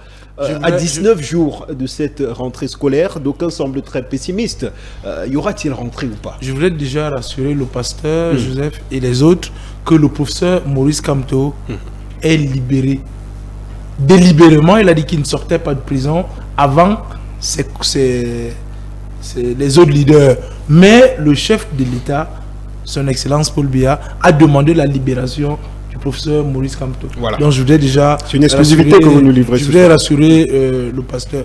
Maintenant, pour ce qui est de la rentrée scolaire, peut-être que vous ne suivez pas l'actualité du Nord-Ouest et du Sud-Ouest, les parents d'élèves et hôtes du Nord-Ouest et du Sud-Ouest ont décidé cette année que leurs enfants iront bel et bien à l'école. Parce qu'ils se sont rendus compte que c'était une perte de temps. Vous savez, une année scolaire pour un enfant est très importante. Or, les enfants restent 1 an, 2 ans, ils ne vont pas à l'école. C'est leur avenir. Alors, les parents ont décidé d'envoyer leurs enfants à l'école. Pour ce qui est de la situation sécuritaire, je voudrais vous dire... Une simple volonté. Il faudrait également que les conditions sécuritaires soient réunies. J'en viens. Pour ce qui est de la situation sécuritaire, en ce moment, tout à l'heure, quand j'ai parlé de voyous, j'ai vu quelques visages se froncer. Mais c'est exactement ce qui se passe. En ce moment, dans le Nord-Ouest et le Sud-Ouest, il y a un problème des enlèvements. J'ai un ami qu'on a enlevé il y a 1 mois. Vous savez pourquoi on l'a enlevé? Il est un des notables là-bas. Vous savez, quand on l'enlève, ce qu'on lui dit, ils n'ont plus grand-chose à manger. On lui a demandé 500 000. Il a tout fait, on a dit non. Et effectivement, il a payé les 500 000. Donc, le problème en ce moment, ce sont les enlèvements. C'est pour ça que j'ai parlé de voyous. C'est-à-dire, leur problème, c'est de faire durer la crise parce qu'il y a déjà des bandits, des voleurs. C'est-à-dire que c'est un foutu. Les leaders ont été arrêtés. Et le problème semble être apaisé. Il faut un dialogue. Je suis d'accord. Il faut un dialogue. Il faut amorcer désormais les solutions. Pour ce qui est de la rentrée scolaire, ne perdons pas le temps. Ce sont nos enfants. Lorsqu'un enfant elle aura lieu ou pas? Elle aura lieu. Voilà. La rentrée aura lieu dans le Nord-Ouest et le Sud-Ouest. On ne peut pas enlever les forces de maintien de l'ordre. Je crois que même à Yaoundé, cela existe. À Bafoussam, cela existe. Comment vous pouvez demander qu'on démilitarise totalement une région? Non. Lorsqu'on parle des forces de maintien de l'ordre, au-delà de la situation du Nord-Ouest et du Sud-Ouest, si quelqu'un venait à vous gifler, qui va vous protéger? Merci. Si on les enlève, on va rentrer à l'État. Merci. Mais c'est plus un débat. Qui sont là. C'est eux qui sont là. Pour chuter, effectivement, pour chuter, je voudrais rassurer mes copanélistes que la situation du Nord-Ouest... Et tous les Camerounais qui nous suivent. Tous les Camerounais qui nous suivent. Que la situation du Nord-Ouest et du Sud-Ouest est apaisée. Et nous sommes en train de trouver des solutions. Parce que dire qu'il y a un problème, c'est de nous voiler. Il y a eu un problème. Et il y a même un problème. Et le gouvernement de la République est en train de trouver des solutions. Nous sommes au niveau des solutions. Merci. Et je crois que lorsque nous aurons trouvé toutes ces solutions, notre frère et ami Joseph ne va plus demander au président de démissionner. Merci. Parce que pour lui, le leitmotiv, c'est qu'il démissionne. Merci, on vous a compris. Merci à vous, chers messieurs, d'être venus ce soir pour discuter de cette question ô combien sensible et essentielle pour le devenir de notre pays. Je vous donne rendez-vous mardi prochain lorsqu'il sera 21 h avec un autre panel sans doute et de nouveaux sujets à l'ordre du jour. Portez-vous très bien et surtout restez en compagnie des programmes de Humanitarian TV. Bonsoir.